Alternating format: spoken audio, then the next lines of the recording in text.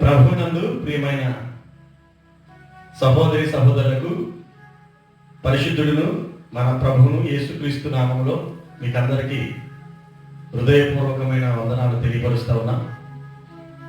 ఈ good Friday సందర్భంగా మనం అందరం కలిసి కొన్ని నిమిషాల పాటు దేవుని ఆరాధన చేద్దాం. నాతో కలిసి మీరు ప్రార్థన చేయడానికి ఇష్టపడండి. చేసుకుందాం. మహాపరిశుద్ధుడు అయిన మా ప్రభువా,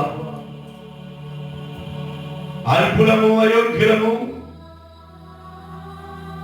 నీ ప్రేమకు నీ కృపకు నోచుకొని ప్రజలము ప్రభువా, నీ కృప ద్వారా మమ్మల్ని కనికరించి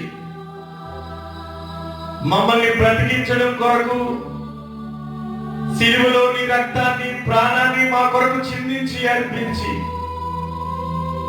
పాపముల చేత అపరాధముల చేత చచ్చిన మమ్మల్ని బ్రతికించుటకు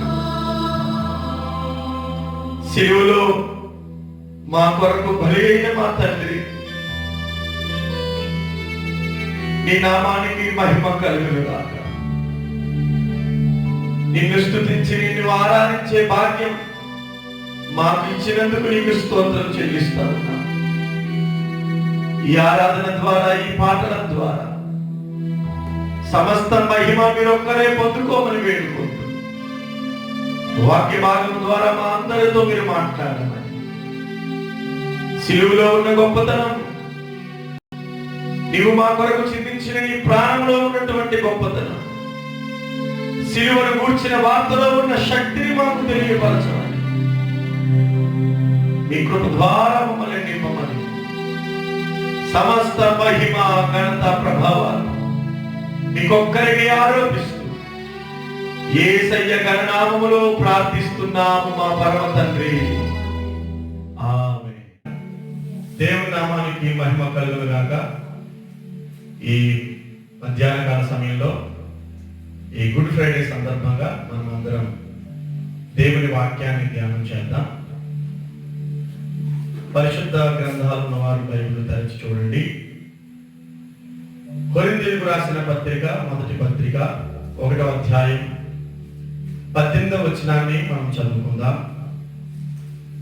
సిలువను గూర్చిన వార్త నశించుచున్న వారికి వెర్రితనము గాని రక్షించబడుచున్న మనకు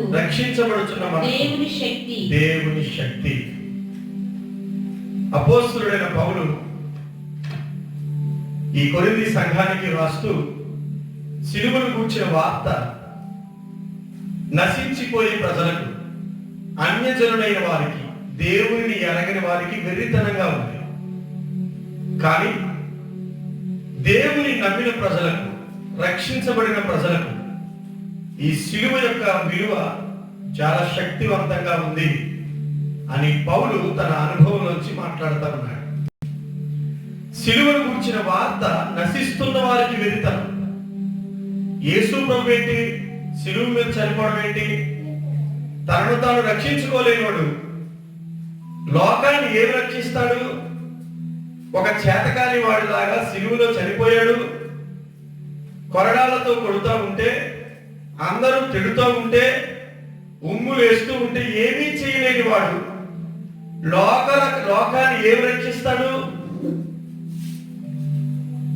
అని లోకస్తులు, అన్యజనులైన వారు వెర్రిగా ఆలోచన చేస్తా ఉన్నారు.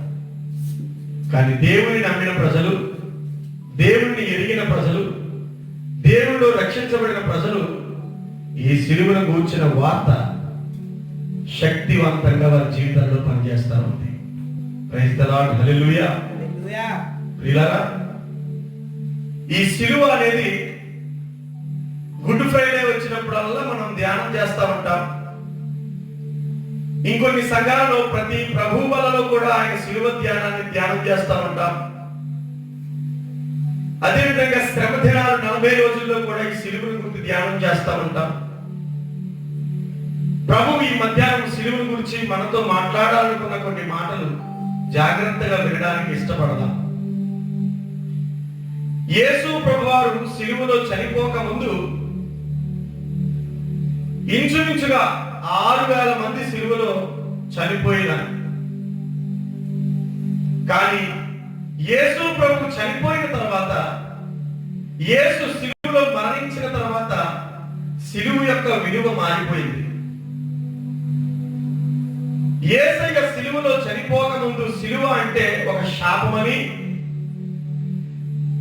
రాజద్రోహం చేసిన వారు తప్ప ఎవరికి సిలువ వెయ్యరని, దేశద్రోహులకు తప్ప ఎవరికి సిలువ వెయ్యరని ఒక అపోహలో ప్రజలు ఉండిపోయినప్పుడు, గత 2000 సంవత్సరాలకు పూర్వం ఈ లోకానికి విచ్చేసిన యేసయ్య సిలువలో చనిపోయిన తర్వాత ఆ సిలువ యొక్క దశను, స్థితిని మార్చేశాడు యేసయ్య. సిలువలో చనిపోక ముందు సిలువ అంటే భయపడే ప్రజలు యేసయ్య చనిపోయిన తర్వాత సిలువను చూడగానే ఆనందపడేవారు, సిలువను చూడగానే ప్రార్థించేవారు, సిలువను చూడగానే మనసులో ధ్యానించేవారు ఈ రోజు కోకొల్లగా ఉన్నారు. సిలువ యొక్క విలువను, సిలువ యొక్క స్థితిని మార్చింది ఎవరు అంటే యేసు ప్రభువే. యేసు ప్రభు సిలువ వేయబడక ముందు సిలువ గురించి ఆలోచిస్తేనే భయపడేవారు ప్రజలు. ద్వితీయోపదేశకాండం 21వ అధ్యాయం 23వ వచనం ప్రకారం శపించబడిన వారు మాత్రమే సిలువలో వేలాడతారు అని వ్రాయబడింది. ఆ వచనాన్ని పరిశీలన చేస్తే సిలువ అంటే శాపం, సిలువ అంటే శపితం అని ఆ వచనం అర్థమిస్తా ఉంది. కానీ కొత్త నిబంధనలో యేసయ్య సిలువలో చనిపోయిన తర్వాత ఇక ఆ సిలువకి విలువే మారిపోయింది. శాపంతో ఉన్న సిలువ ఆశీర్వాదంగా మారింది. పాపంతో ఉన్న సిలువ భయంకరంగా తప్పులు చేసే వారికి ఆ సిలువ అనుకున్నది. యేసు ప్రభు ఆ సిలువలో మరణించిన తర్వాత దాని స్థితిని మార్చేశాడు. ప్రియులారా, సిలువ గురించి మనం తెలుసుకుంటే, సిలువ అనేది పరిశుద్ధ బైబిల్ గ్రంథాన్ని సూచిస్తా ఉంది. సిలువ అనేది బైబిల్ గ్రంథం అంతటిని సూచిస్తా ఉంది. పరిశుద్ధ గ్రంథం అంతటికి ఒక సూచనగా, సాదృశ్యంగా ఉంది. యేసు ప్రభువారు సిలువ వేయబడిన సిలువ ఈ రోజు క్రైస్తవులు మోస్తున్న ఒక బైబిల్కి గుర్తుగా ఉంది. ఎలా ఉందో ఒక మాటలో చెప్పాలని ఆశపడతా ఉన్నా. మార్కు సువార్త 12వ అధ్యాయం 30-31 వచనాల్లో ఒక 2 మాటలు అక్కడ రాయబడ్డాయి. అందులో మొట్టమొదటిది నీ దేవుణ్ణి ప్రేమించాలి అని రాయబడింది. రెండవది నిన్ను వలె నీ పొరుగు వారిని ప్రేమించాలి అని రాయబడింది. మార్కు సువార్త 12:30-31 వచనాల ప్రకారం ఒకటి దేవుణ్ణి ప్రేమించాలి, 2 మనిషిని ప్రేమించాలి. ఆ వచనంలో అంటాడు, ఈ ధర్మశాస్త్రం అంతా ఈ 2 వచనాల్లోనే నిక్షిప్తమై ఉన్నది అన్నారు. దేవుణ్ణి ప్రేమించడం, సాటి మనిషిని ప్రేమించడం అనే 2 ఆజ్ఞలలో ఈ పరిశుద్ధ గ్రంథం అంతా నిక్షిప్తమై ఉంది అని బైబిల్ సాక్ష్యం చెప్తా ఉంది. నేను చెబుతున్న మాట ఏంటో తెలుసా? యేసయ్య వేయబడిన సిలువలో పరిశుద్ధ గ్రంథం అంతా నిక్షిప్తమై ఉంది. ఎలా ఉందో మనం ఒక్కసారి ఆలోచన చేద్దాం. మనకందరికీ తెలిసిన విషయమే, యేసయ్య వేలాడిన ఆ సిలువ ఒక నిలువ కమ్మితో, ఒక అడ్డ కమ్మితో వేయబడి ఉంది. యేసయ్య వేయబడిన సిలువ ఒక నిలువ కమ్మి, ఒక అడ్డ కమ్మి మనకు కనబడతా ఉంది. ఈ నిలువ కమ్మి, ఈ అడ్డ కమ్మి, ఈ 2 కమ్మిలలో ఈ ధర్మశాస్త్రం అంతా నిక్షిప్తమై ఉంది అనే విషయాన్ని మనం జ్ఞాపకం చేసుకోవాలి. ఎలా నిక్షిప్తమై ఉంది? నిలువ కమ్మి పరలోకాన్ని, భూలోకాన్ని కలుపుతూ ఉన్న కమ్మి. మనిషి దేవుడు దూరం అయిపోతే దేవుడిని, మనిషిని మరలా దగ్గర చేసే ఒక మార్గంలా కనబడతా ఉంది ఈ నిలువ కమ్మి. యేసయ్య సిలువ వేయబడకపోతే, యేసయ్య సిలువ నిలువ కమ్మి మీద వేయబడకపోతే దేవునికి, మనిషికి మధ్యలో మార్గం అనేది ఉండేది కాదు. ఎప్పుడు యేసయ్య సిలువలో చనిపోయాడో దేవుడికి దూరం అయిపోయిన మనిషికి దేవుని దగ్గరకు వెళ్ళాలి అనుకున్న ఒక మార్గం ఈ సిలువ ద్వారా ఏర్పడింది. ఈరోజు మనిషి దేవుణ్ణి ప్రేమించగలుగుతున్నాడు, ఈరోజు మనిషి దేవుణ్ణి ఆరాధించగలుగుతున్నాడు అంటే యేసయ్య వేయబడిన ఆ సిలువలో ఉన్న నిలువ కమ్మి కారణం. నిలువ కమ్మి ఎక్కడో పరలోకంలో ఉన్న దేవుణ్ణి ఈ భూలోకంలో ఉన్న మనిషిని కలుపుతూ ఉన్న కమ్మి సిలువలో ఉన్న నిలువ కమ్మి. అదే మార్కు సువార్త 12:30 ప్రకారం చెబుతా ఉన్నాడు, నీ పూర్ణ హృదయంతో, నీ పూర్ణ ఆత్మతో, నీ పూర్ణ శక్తితో నీవు నీ దేవుణ్ణి ప్రేమించాలి. దేవుణ్ణి ప్రేమించే మార్గం, దేవుణ్ణి చూడగలిగిన మార్గం, దేవుని దగ్గరకు వెళ్ళగలిగిన మార్గం, దేవునితో సహవాసం చేయగలిగిన మార్గం సిలువ వల్ల మాత్రమే కలిగింది. సిలువ లేకపోతే దేవుడు ఎవరో, మనిషి ఎవరో. సిలువ లేకపోతే దేవునికి మనిషికి సంబంధమే లేదు. సిలువ లేకపోతే దేవునికి మనిషికి మాటలు లేవు, దేవునికి మనిషికి సంబంధాలు లేవు. ఈ సంబంధాన్ని తెచ్చిపెట్టింది, ఈ సమాధానాన్ని తెచ్చిపెట్టింది యేసయ్య వేయబడిన సిలువ. యేసు ప్రభు సిలువ వేయబడక ముందుకు కొన్ని వేల మంది సిలువలో చనిపోయారు. ఎంత మంది సిలువలో చనిపోయినా దాని స్థితిని, దాని గతిని, దాని బతిని మార్చలేకపోయారు. కానీ యేసయ్య ఎప్పుడైతే చనిపోయాడో అప్పుడు దాని మాట తీరునే మార్చేశాడు యేసయ్య. Praise the lord. ప్రియులారా, రెండవ మాట ఏం తెలుసా? పరిశుద్ధ గ్రంథంలో ఇచ్చిన దేవుని రెండవ ఆజ్ఞ, నిన్ను వలె నీ పొరుగు వారిని ప్రేమించాలి. ఒకటి దేవుణ్ణి మనిషిని కలిపింది నిలువ కమ్మి అయితే, మన సాటి మనిషిని, మన పక్కనే ఉన్న మనుషులను ప్రేమించడానికి ఒక మార్గాన్ని ఏర్పాటు చేసింది యేసయ్య వేయబడిన ఆ సిలువలో ఉన్న అడ్డ కమ్మి. నిలువ కమ్మి దేవుణ్ణి మనిషిని ఏకం చేస్తే, అడ్డ కమ్మి సాటి మనుషులందరినీ ఏకం చేసింది. నిలువ కమ్మి దేవుణ్ణి ప్రేమించేటట్టు చేస్తే, అడ్డ కమ్మి మనుషులను ప్రేమించేటట్టు చేసింది. పిల్లల జాగ్రత్తగా వినండి. సిలువ అంటే మనం అనుకున్నట్టు ఇలా చేతులతో ఇలా అనుకుని ముందు పెట్టుకుని వెళ్ళిపోయేది కాదు. సిలువలో పరిశుద్ధ గ్రంథం అంతా దాచబడి ఉంది. ఈరోజు క్రైస్తవునికి సిలువ లేకపోతే విలువ లేదు. సిలువే మన బ్రతుకులకు విలువ తెచ్చింది. సిలువే యేసయ్య దగ్గరకు ఒక మార్గం చూపింది. సిలువే సాటి మనిషితో మనల్ని నిలబెట్టగలిగింది. సిలువలో కనబడే నిలువ కమ్మి దేవుణ్ణి ప్రేమించేటట్టు చేసింది. సిలువలో కనబడే అడ్డ కమ్మి సాటి మనిషిని ప్రేమించేటట్టు చేసింది. నీ దేవుణ్ణి ప్రేమించు, నీ పొరుగువాన్ని ప్రేమించు అని ఈ రెండు ఆజ్ఞలలో నిక్షిప్తమైన పరిశుద్ధ గ్రంథం ఈ రోజు యేసు ప్రభువు చనిపోయిన సిలువలో కనబడతా ఉంది. సిలువ నశిస్తున్న వారికి వెళ్తాను, రక్షించబడిన మీకు అది దేవుని శక్తిగా మారాలి. ఎందుకో తెలుసా? మోషేను పిలిచి కొండ మీదకి పిలిచి 40 రోజులు ఉపవాసం పెట్టించాడు ధర్మశాస్త్రాన్ని. ఆ ధర్మశాస్త్రం మనిషిని పాపం నుండి విడిపించలేకపోయింది. అప్పుడు దేవుడు ఏమనుకున్నాడో తెలుసా? ఈసారి మనిషిని కొండ మీదకి రప్పించడం కాదు, నేనే ఒక కొండ మీదకి దిగిపోయి దేవునికి మనిషికి ఒక మార్గాన్ని, మనిషికి మరో మార్గాన్ని నేనే ఇవ్వాలి అనుకుని 2000 సంవత్సరాలకు పూర్వం ఈ రెండు ఆజ్ఞలు నిక్షిప్తమైనటువంటి, ఈ పరిశుద్ధ గ్రంథం నిక్షిప్తమైనటువంటి సిలువ త్యాగాన్ని మన కొరకు ఇచ్చాడు యేసయ్య. సిలువ లేకపోతే నీకు విలువ లేదు నా సహోదరి సహోదరుడా. ఈ రోజు నిన్ను ఒక మనిషిగా నిలబెట్టింది దేవుని సిలువ,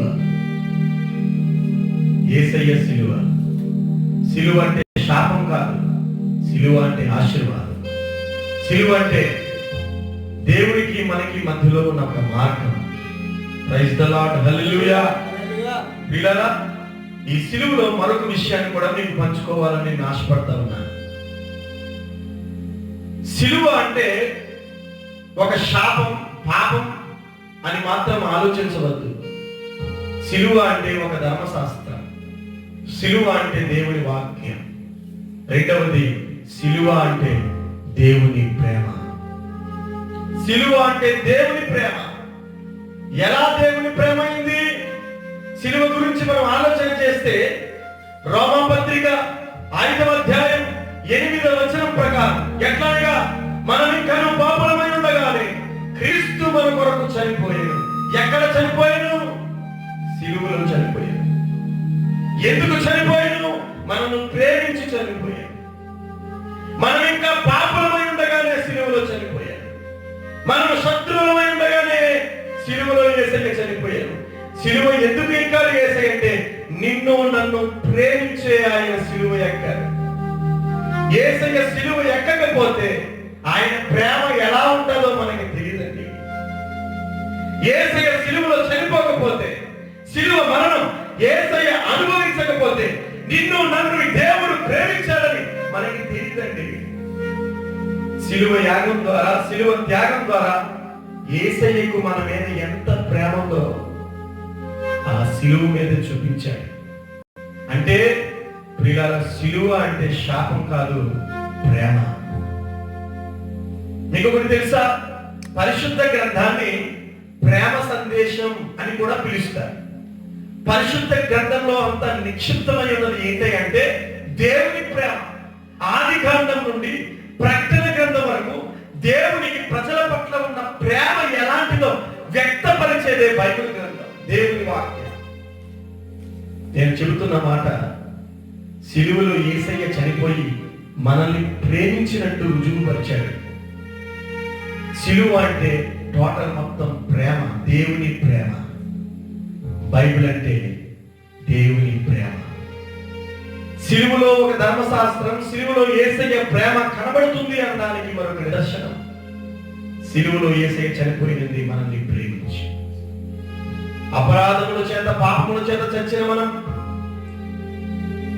చచ్చిపోయినట్టుగా ఉండగానే ప్రభు మనల్ని ప్రేమించి ఆయన సిలువ త్యాగం ద్వారా నిలబెట్టి ఆయన రాజ్య వారసుడిగా మార్చాడు.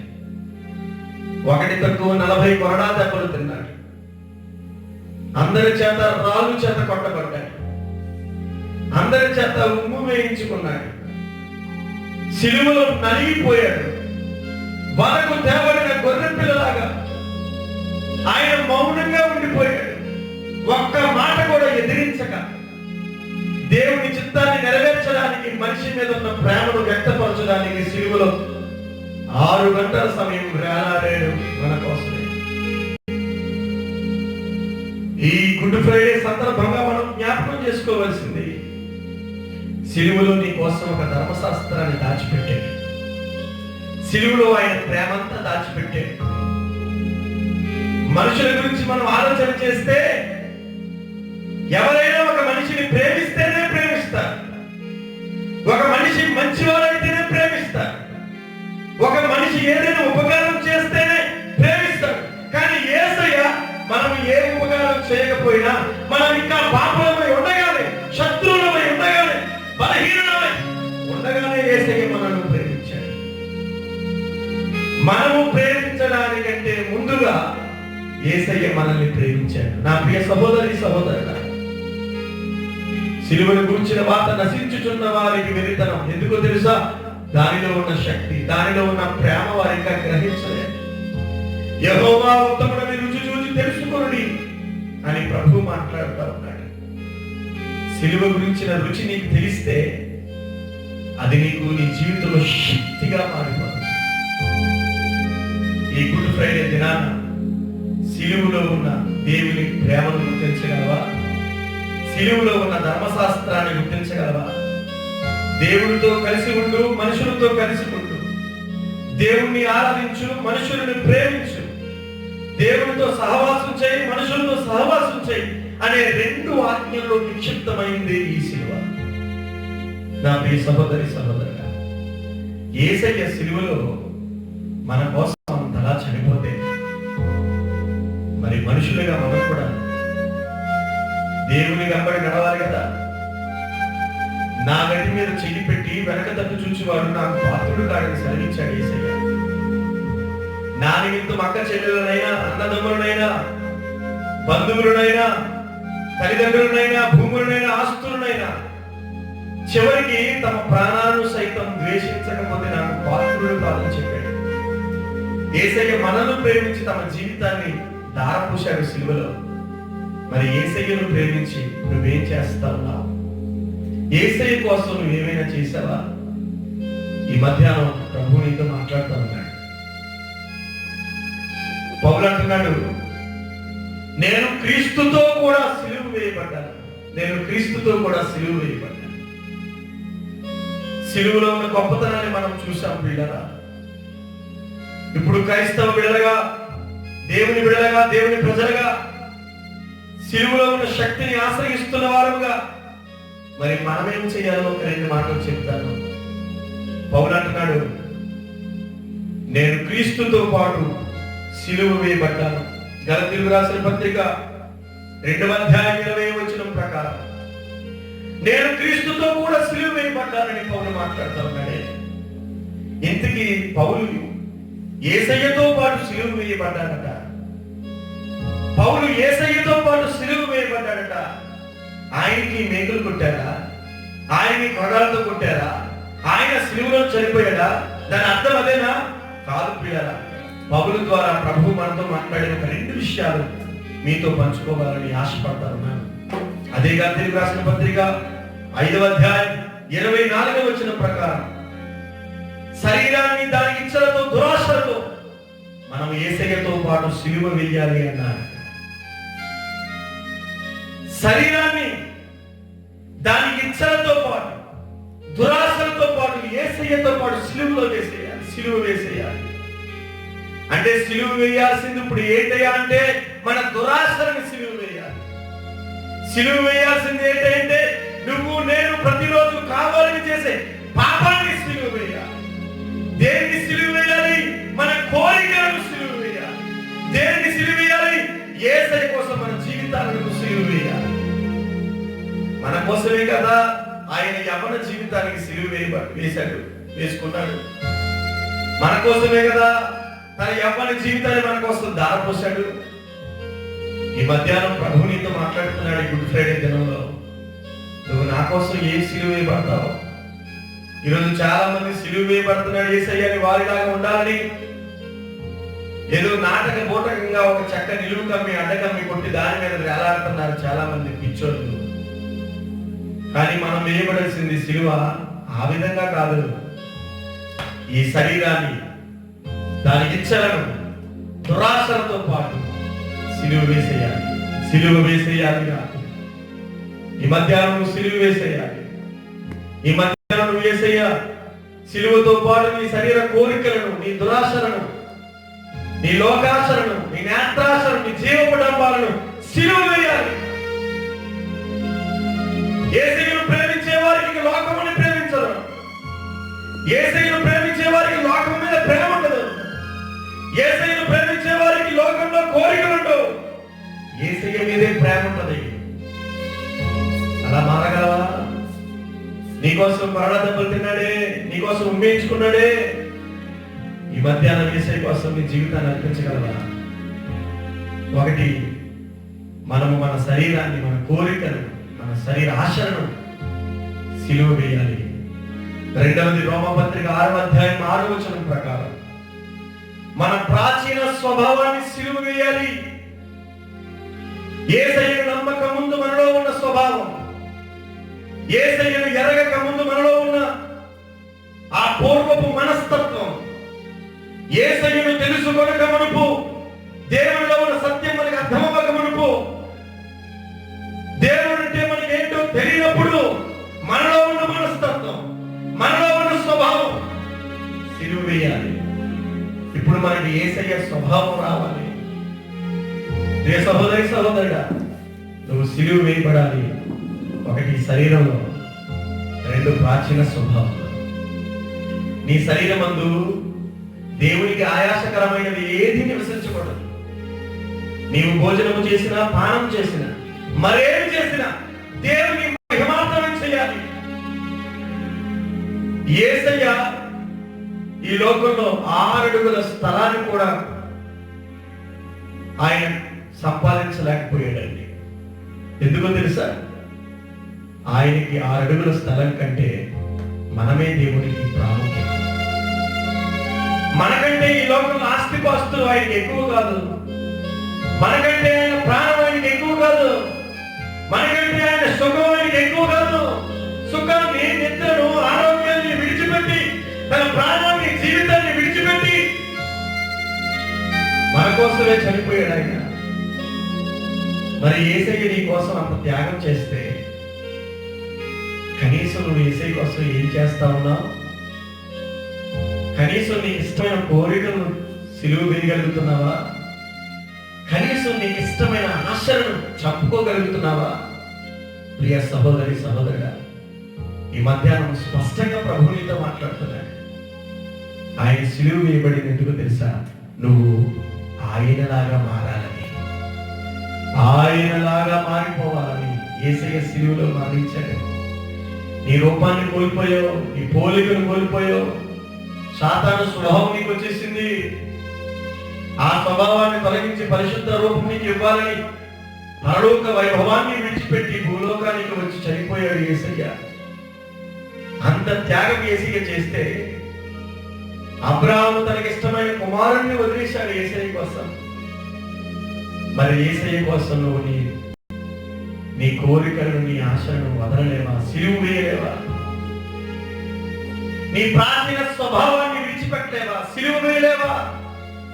సిలువ వేయడం అంటే అర్థం ఏంటి తెలుసా? చచ్చిపోవడం. సిలువలో చచ్చిన వాళ్ళకి మాట్లాడలేరు, సిలువలో చనిపోయిన వారికి కదలలేరు. పాపమును సిలువ వేస్తే, నీ శరీర కోరికలను సిలువ వేస్తే ఇక కోరికలు నీలో ఇక పుట్టు. సిలువలో చనిపోవాలి. నీ కోరికలు చనిపోవాలి, నీ ఆశలు చనిపోవాలి, నీ మనస్తత్వం చనిపోవాలి, నీ ప్రాచీన స్వభావం చనిపోవాలి, నీ దురాశలు చనిపోవాలి. వాటన్నిటిని సిలువ చేయాలి. యేసయ్య కోసం ముందుకు నడవాలి. మన గురి, గమ్యం పరలోక రాజ్యం. పరలోకం వెళ్ళాలనుకున్నవాడు యేసయ్య వేలాడుతున్న సిలువను చూస్తూ ముందుకు వెళ్ళిపోవాలి. ఈ గుడ్ ఫ్రైడేకి ఒక పండగ ఇవ్వాలని, ఉపవాస దినాన్ని ఇవ్వాలని కాదు యేసయ్య సిలువలో చనిపోయింది. ఆయనలాగా నువ్వు మారాలని, ఆయన స్వభావం మనకు రావాలని, ఆయన పోలిక మనకు రావాలని ఆయన సిలువలో చనిపోయాడు. చివరికి ఒక మాట చెప్తున్నాను. యేసయ్య ఎందుకు సిలువలో చనిపోయాడో తెలుసా? కొలస్సీలకు రాసిన పత్రిక 2వ అధ్యాయం 14వ వచనం ప్రకారం మనకున్న రుణపత్రాన్ని కొట్టడానికి, రుణపత్రాన్ని చెప్పడానికి, పాప భారాన్ని తుంచడానికి, ఆయన వీపు వెనకాల మన పాపాలన్నీ వేసుకోవడానికి, మన మీద చిన్న పాప భారమైన ఉండకుండా, పాప భారమే మనం మోయకుండా, మనకున్న రుణపత్రం అంతా, అపరాధ భారం అంతా సిలువలో చంపేయాలని, సిలువలో మేకులతో కొట్టి మనల్ని విడిపించాడు యేసయ్య. సిలువ అంటే ఏదో ఇటు అటు చేతులకి ముద్దు పెట్టుకునేది కాదు. సిలువ అంటే నశిస్తున్న వారికి వెళ్తానేమో, కానీ రక్షించబడిన నీకు అది ఒక శక్తి. సిలువ లేకపోతే బ్రతుకుకు విలువ లేదు, సిలువ లేకపోతే క్షమాపణ లేదు, సిలువ లేకపోతే నీ బ్రతుకుకి దేవుని ప్రేమ అంటే ఏంటో తెలియదు, సిలువ లేకపోతే యేసయ్యను నువ్వు చూడలేవు. ఈరోజు దేవునితో స్వేచ్ఛగా మాట్లాడగలుగుతున్నావు, యేసయ్యతో ప్రేమగా మాట్లాడగలుగుతున్నావు, యేసయ్య స్వరాన్ని వినగలుగుతున్నావు, తేలికగా బ్రతకగలుగుతున్నావు. పాపం నీ మీద లేకుండా ఉంది. దీని అంతటికి కారణం ఏంటో తెలుసా? యేసయ్య నీ కొరకు సిలువలో చనిపోయాడు. యెషయా గ్రంథం 59:1-2 వచనాల ప్రకారం, యెషయా గ్రంథం 59వ అధ్యాయం 1-2 వచనాల ప్రకారం, పాపము వలన, మన దోషాల వలన దేవునికి మనకి సమాధానాన్ని కోల్పోయాం. పాపముల వలన, దోషముల వలన దేవునికి మనకి మధ్యలో అడ్డుగోడ ఒకటి కట్టబడింది. పాపముల వలన, దోషముల వలన దేవుని ముఖం మనకు మరుగు చేయబడింది. ఆ అడ్డుగోడను పడగొట్టేదే దేవుని సిలువ. ఆయన అంటాడు, సాతాను తలను నేను సిలువలో చితక కొట్టాను అంటాడు. సాతాను మనకు ఒక అడ్డుగోడ, పాపం మనకు ఒక అడ్డుగోడ. వీటన్నిటిని పడగొట్టింది ఎవరయ్యా అంటే యేసయ్య వేయబడిన సిలువ. యేసయ్య వేయబడ్డాడు కనుక ఆ సిలువకు ఒక విలువ వచ్చింది. యేసయ్య సిలువలో చనిపోక ముందు ఆ సిలువకు విలువ లేదు. ఆ సిలువకు విలువ లేదు. సిలువ అంటే మనుషులు భయపడిపోయేవారు. సిలువ అంటే ఘోరంగా బాధించేవారు. ఎంతో భయంకరమైన పాపం, ఎంతో భయంకరమైన తప్పిదం చేస్తేనే గాని సిలువ వేసేవారు కాదు. అంత ఘోరమైన సిలువ యేసయ్య భరించడం వలన, యేసయ్య వేయబడడం వలన మన బ్రతుకులకు విలువను తెచ్చాడు యేసయ్య. స్తోత్రం చెప్పండి గట్టిగా. హల్లెలూయా. ప్రియులారా, యేసయ్య తన త్యాగం అంతా సిలువలో మన కోసం చూపించాడు. ఈ రోమా ఇందాక చదివాం కదా 5:8 ప్రకారం మన పట్ల ఆయనకున్న ప్రేమను వెల్లడి పరుస్తున్నాడు. ఎలా వెల్లడి చేస్తున్నాడు? ఐ లవ్ యూ అని చెప్పి కాదు, తన ప్రాణాన్ని ధారపోసి. ఈరోజు ప్రేమను వెల్లడిపరిచేవారు చాలా మంది ఉన్నారు. ఎలాగో తెలుసా? నేను నిన్ను ప్రేమిస్తున్నానని మాటలతో చెప్పి, ఐ లవ్ యూ చెప్పి. కానీ యేసయ్య మాటలు చెప్పి ఊరుకునేవాడు కాదు, తన ప్రాణాన్ని మనం మరొక ధారపోసి చూపించాడు. ఇదిగో నా ప్రేమ నీ మీద. నాకే సోదరుడా, నీ మనసు మార్చుకోగలవా? యేసయ్య కోసం బ్రతకగలవా? ఈ గుడ్ ఫ్రైడే దినాన ప్రభు నీతో మాట్లాడుతున్న ఒక స్పష్టమైన మాట, నేను నీ కోసం సిలువలో చనిపోయాను, నువ్వు నా కోసం ఏం చేస్తావన్నావు? నేను నీ కోసమే సిలువలో నా ప్రేమను వెల్లడిపరిచాను, మరి నీ ప్రేమను నాకు ఎలా వెల్లడిపరుస్తావు? శరీర కోరికలను చంపుకొని ప్రాచీన స్వభావాన్ని విడిచిపెట్టి దేవుని కోసం బ్రతకగలవా? ఒక్కసారి ఆలోచించి. ఈ మధ్యాహ్నం ప్రభు నీతో మాట్లాడాడు. ఎక్కడి వారు అక్కడే కళ్ళు మూసుకొని దేవునికి ప్రార్థన చేద్దాం. పరిశుద్ధుడా, ప్రేమ కలిగిన మా ప్రభువా, ఈ గుడ్ ఫ్రైడే దినమందు మా అందరితో నీ వాక్య భాగం ద్వారా మాట్లాడి నీ సిలువ యొక్క విలువ ఏంటో, సిలువలో ఉన్న శక్తి ఏంటో, సిలువలో ఉన్న ప్రేమ ఏంటో, సిలువలో ఉన్న ధర్మశాస్త్రం ఏంటో, సిలువలో ఉన్న త్యాగం ఏంటో మాతో మాట్లాడి మమ్మల్ని బలపరిచావు. సిలువ విలువను మార్చిన దేవుడు మా బ్రతుకులకు కూడా విలువనిచ్చావు. మేము ప్రేమించక ముందే మమ్మల్ని ప్రేమించావు. నీకు మహిమ కలుగును గాక. తండ్రి, ఈ వాక్యం విన్న వారందరి గుండెలను ముద్రించండి, ఫలింపులోనికి తీసుకురండి. వారి ప్రాచీన స్వభావాన్ని, శరీర కోరికలను త్యజించి సిలువ వేసి నీ కొరకు నిన్ను వెంబడించేవారిగా, నీ కొరకు జీవించేవారిగా మా ప్రియబిడ్డలందరినీ మీరు చేయండి. నీ రూపం, నీ పోలిక, నీ స్వభావం విడిచిపెట్టి వీరికి దయచేయండి. ప్రాచీన స్వభావాన్ని విడిచిపెట్టి నీ స్వభావాన్ని ధరించే వారిగా వీరిని చేయండి. సిలువలో ఉన్న శక్తిని మా ప్రియులందరి మీదకి దయచేయమని యేసుక్రీస్తు వారి అతి పరిశుద్ధ నామములో ప్రార్థించి స్తుతించి వేడుకుంటున్నాం పరమ తండ్రి. ఆమేన్.